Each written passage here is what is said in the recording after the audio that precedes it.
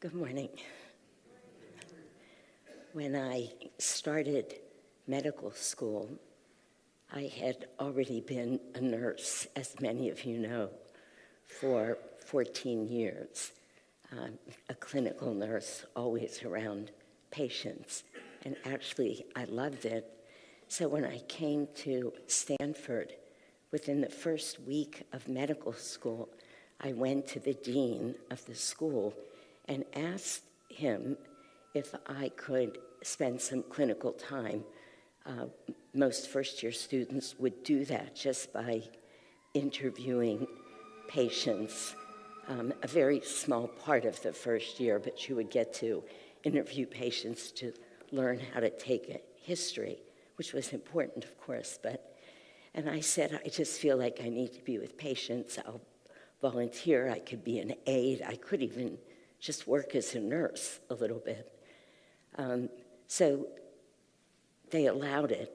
I'm convinced now that they allowed it just because there were a lot of lessons for me to learn there.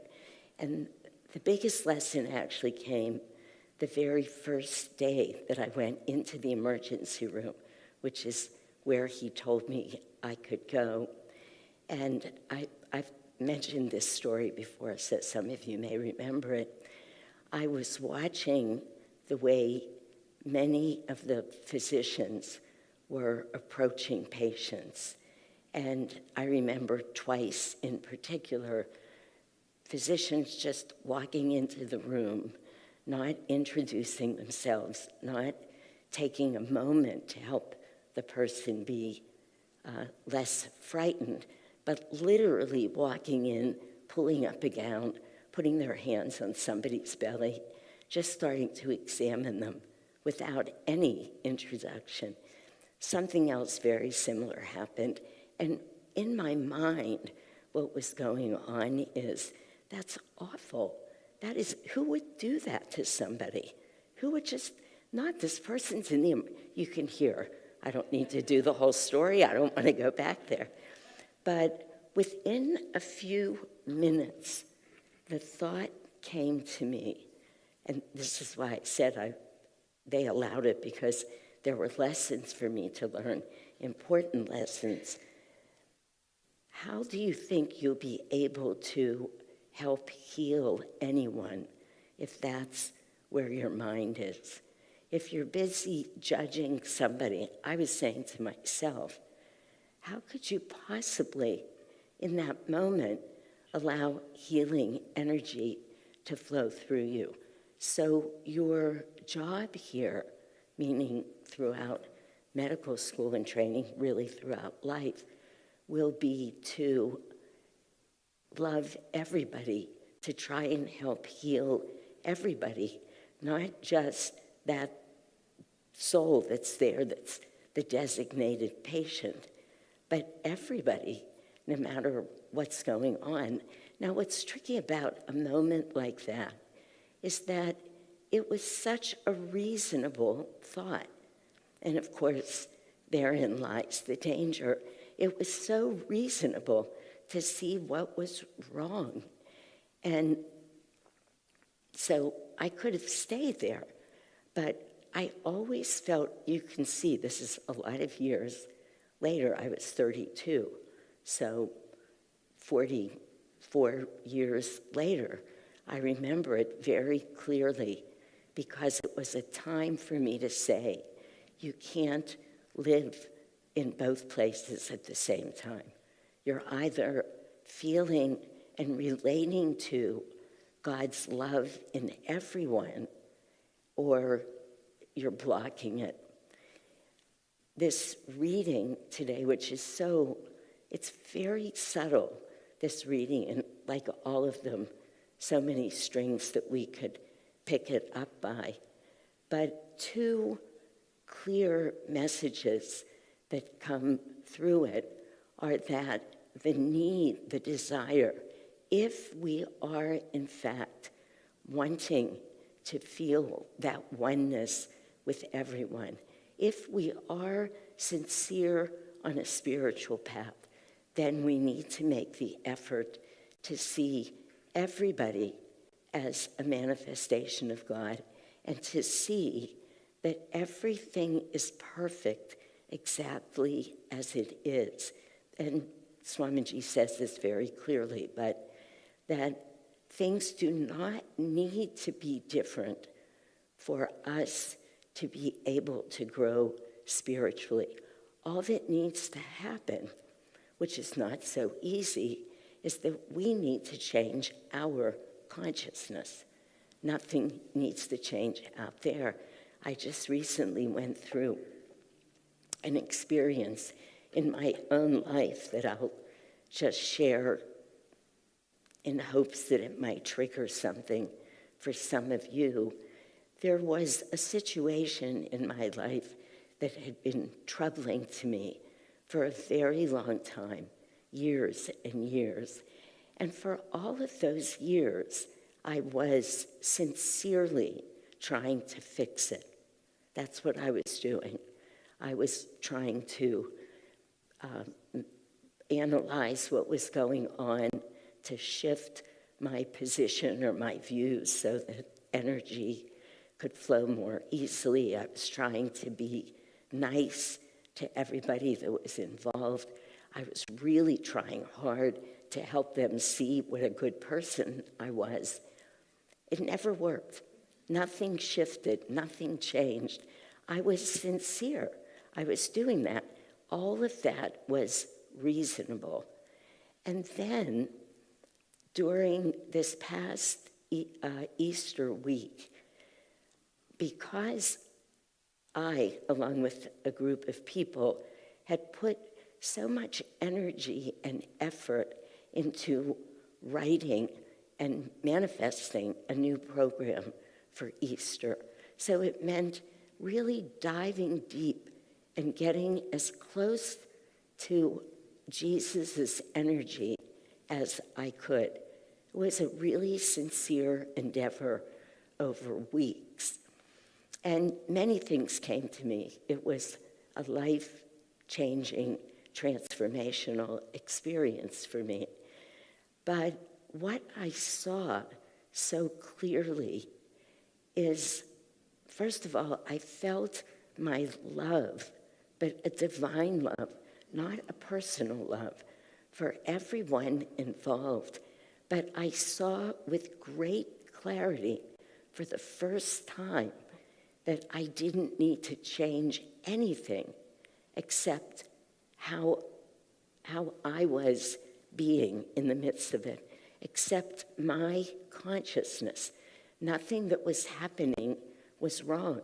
I didn't need anybody involved to be any different than exactly who they were. But if I could see the thread of divine energy that connected us all, then I could feel that love for them. And it wasn't a personal love, and it never needed to be, and it probably never will be. It's better. It's a divine love.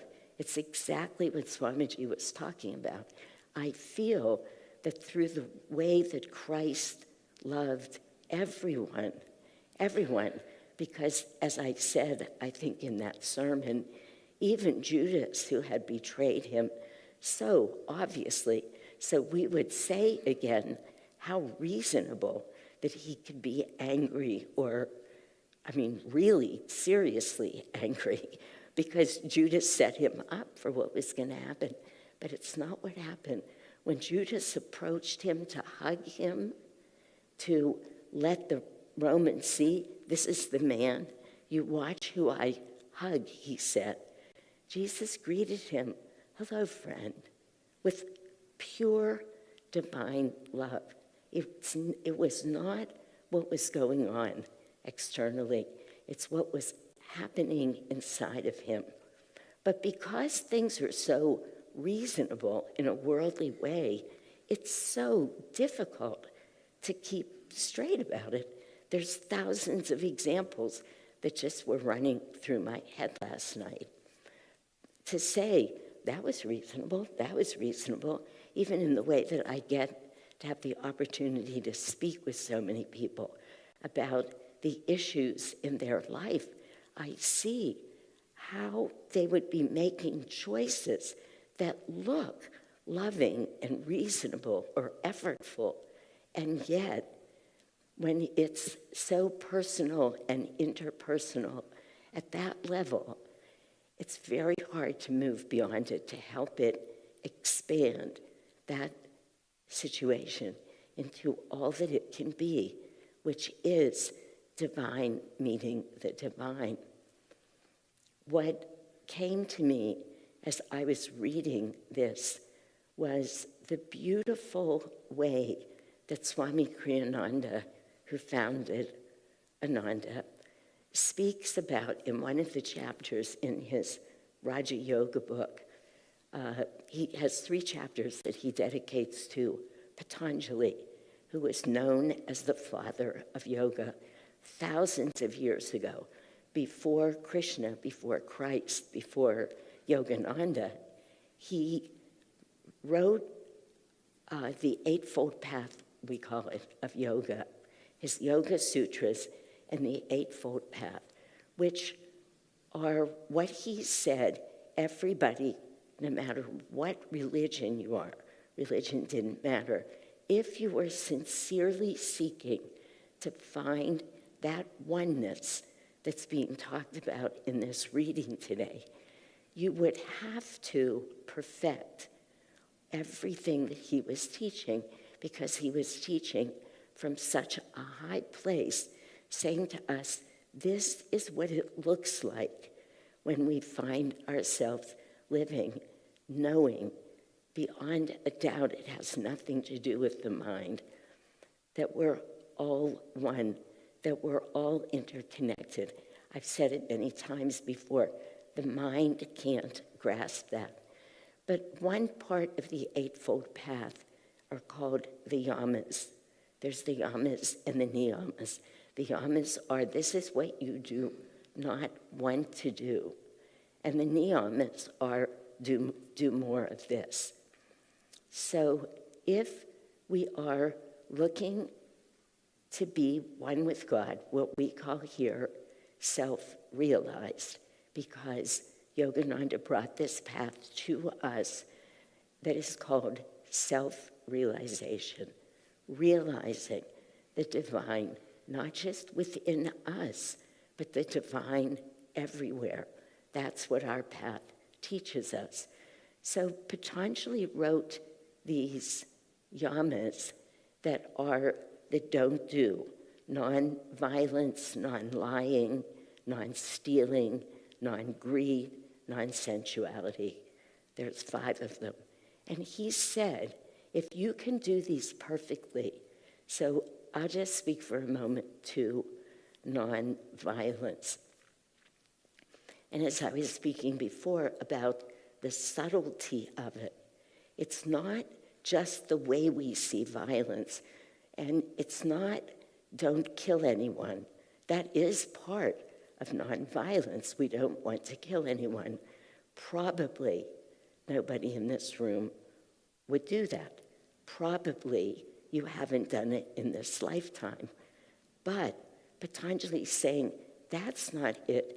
It's about the attitude of the mind.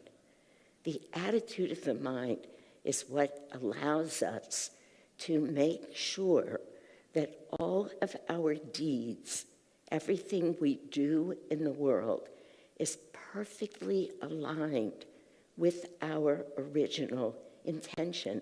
Again, the intention being to find our way to self-realization. When all of that is aligned, as Patanjali shows us just in one small teaching, nonviolence, so we're not going to kill anybody. We're also not going to be critical in our mind of a person. We're not going to be judgmental of them. We're not going to get in their way of them achieving the highest goal. We're not going to undermine their progress. I could go on. This is all non-violence. So when we stop and we think, how many times do we have a critical thought or a judgmental thought? Or do we have a behavior? Maybe we're not even yet consciously aware of it, but that gets in the way, because he said it's not just overt acts. I don't have the reading in front of me, but Jesus said it, Patanjali is saying it.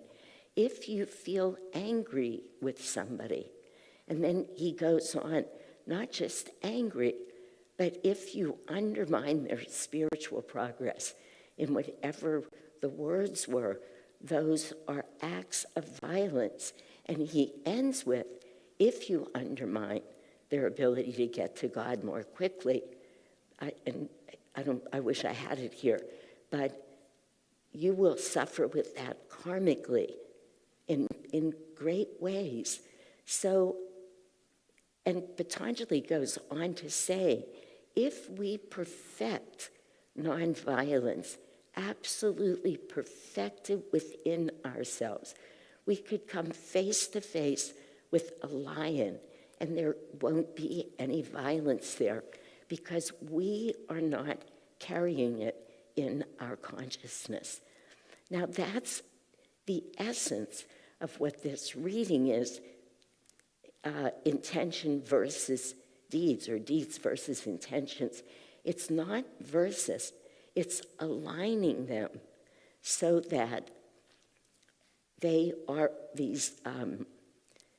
our deeds are always aligned perfectly with God's consciousness. That's what we're trying to do. That's exactly what Swami Kriyananda did in creating Ananda. So we have a perfect living example. He built schools, communities, retreats. He wrote music. Everything that he did, never once sacrificing a spiritual principle. Never once. He never put money first. He never would allow. This is why he said people are more important than things. He never even put the success of a venture, whatever the venture was, ahead of the highest spiritual principle. Swami used to say to us that his litmus test for how to behave in the world was if something took away or interrupted his inner peace, he knew he had to stop with it. And just literally as I was sitting here and listening to the song that was being sung, which was so beautiful, and trying to hear those words for the first time. Beautiful words. I don't think I've ever really heard the song before. But what Swamiji meant by that came to me. Swamiji saying, if anything, if I feel uneasy about anything, it means that some spiritual principle, the highest spiritual principle, God's consciousness, which we are trying to attune ourselves to, something's off. And it's what happens to all of us. We forget that, so we misbehave. We're trying to search for something. When we're not centered, we typically don't find it. So we go out with our anxious energy looking for it. We look for power, we look for money, we look for it in worldly ways. And then we keep saying, this isn't it. This doesn't make me happy. No, this doesn't make me happy. I did all of that and I'm still not happy. What's missing? What's giving me this feeling of my inner peace being disturbed? I'm not. My intention and my deeds are not aligned. Will every act that I perform, every thought that I have, every gesture that I make, does it align itself with some spiritual principle? And if not, then how can I get it in line? How can I make that happen. There's a wonderful story that I'd like to share. Some of us have heard it many times, but it's just so, it's such a perfect example of what we're talking about here today. There was a man, I don't know if this is a true story or not, but in essence, it's true. A man who used to kill birds and then sell them at the market to make a living. It's reasonable. He had a business, so it was reasonable. But you could feel how much violence was in that. But as he killed the birds and he would be taking them to market, he always had to walk by this river. And sitting at the river was a sadhu, just praying. He had his beads, he was doing japa. And after a while, the man who was killing the birds noticed that all of the birds loved to come and sit by this man. So he said to himself, I can do that. I can sit by the river. I can do japa. That's easier than what I'm doing. The birds will come to me instead of me having to look for the birds. And so he started to do it. And sure enough, after a time of sitting by the river, of doing the japa, of praying, of being in silence, of attuning himself to the presence of God, the birds started to come to him. That was the first thing that happened. But the second thing that happened is he didn't want to kill the birds anymore. He couldn't kill the birds. When we begin to behave, and it's just moment by moment, he went from killing them to just sitting still. We won't figure it out in our minds. We won't. It will always look reasonable, what we're doing. But if we practice aligning intention and deed, intention, the only intention, again, is to know and love God and to see the truth that God is everywhere. Soon, very quickly actually, most of us have seen progress in this very lifetime, that we begin to live from that consciousness. We begin to follow the example of Swami Kriyananda. Once again, I was so moved by, and every one of us, even if you didn't meet Swamiji, doesn't matter. His energy's here. He's with us. We can still feel the beauty, the vibration of everything he did, everything. And for those of us who were near him for any period of time, anyone would attest to the fact that he never sacrificed a spiritual principle. He wouldn't. Now, what does that mean in our lives? It means I couldn't think bad thoughts about the other doctors. It means that in a situation that spanned many, many years of my life, with me desperately trying to make it right by doing all good things, but the intention, I wasn't holding or realizing that the true intention was not to change people, was not to have anybody need to see who I am, and honor that. Though from the egoic point of view, it feels reasonable. We'd all like to be seen. We'd all like to be treated well. That's how we move. That's not a bad thing. This is how subtle it becomes. It's just not necessarily obvious. So we can't get there from here. We have to be thinking always, behaving, asking ourselves, what is the highest principle? How can I get there? I'd like to read one thing to you, and then I'm going to ask James to put a comic up on the wall here that summarizes the whole reading and the whole point that I'm trying to share. Jesus said, to know God, we must abandon the last vestiges of ego consciousness. Whosoever shall seek to save his life shall lose it, and whosoever will lose his life shall save it and live. The eternal life promised to mankind in the scriptures is that of eternal joy in God. Has nothing to do.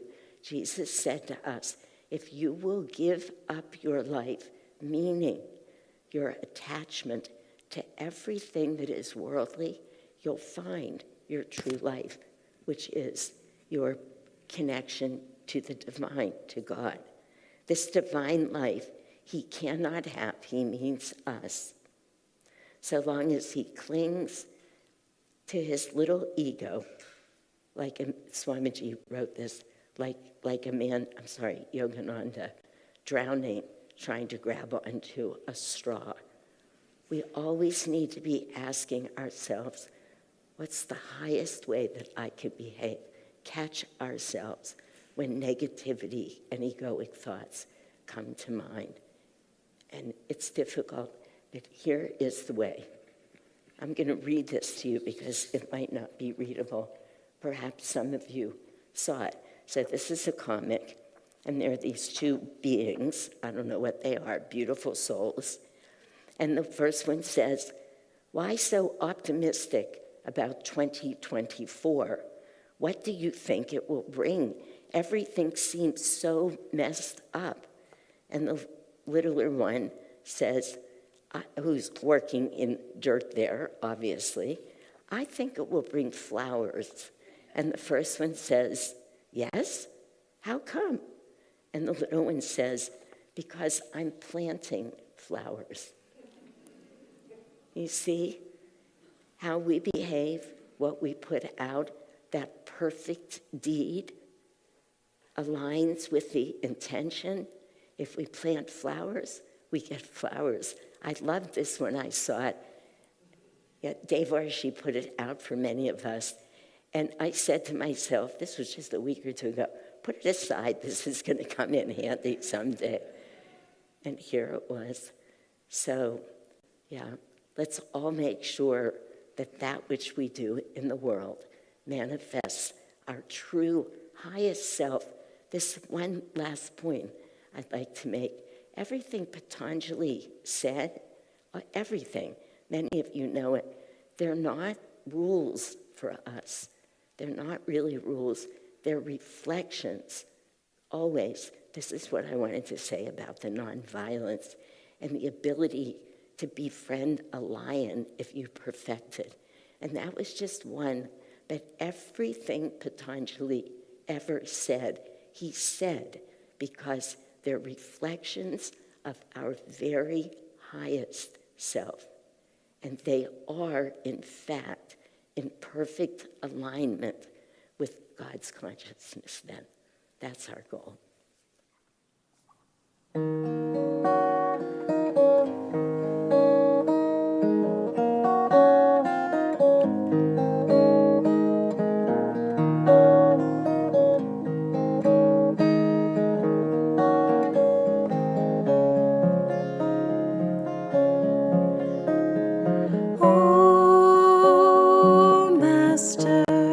May thy joy fill our days.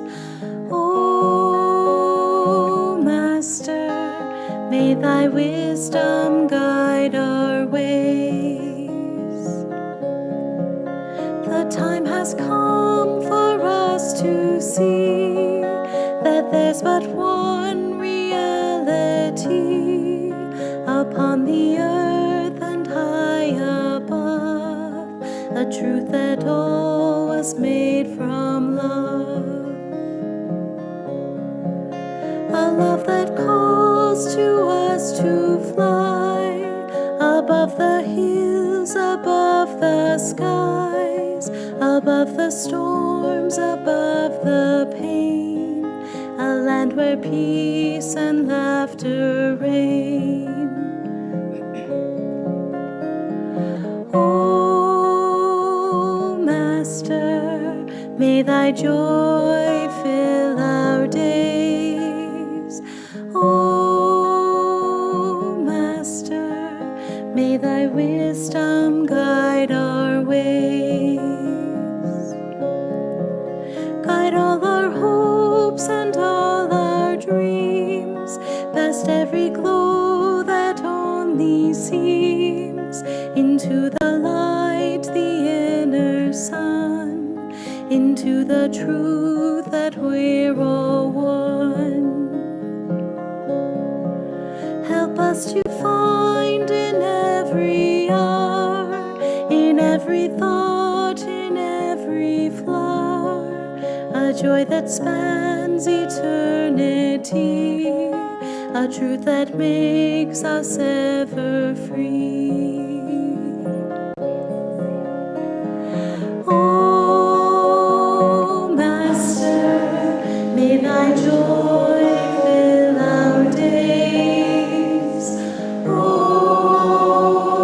Master, may thy wisdom guide our ways. O Master, may thy joy fill our days. O Master, may thy wisdom guide our ways. O Master, may thy joy fill our days. O Master, may thy wisdom guide our ways.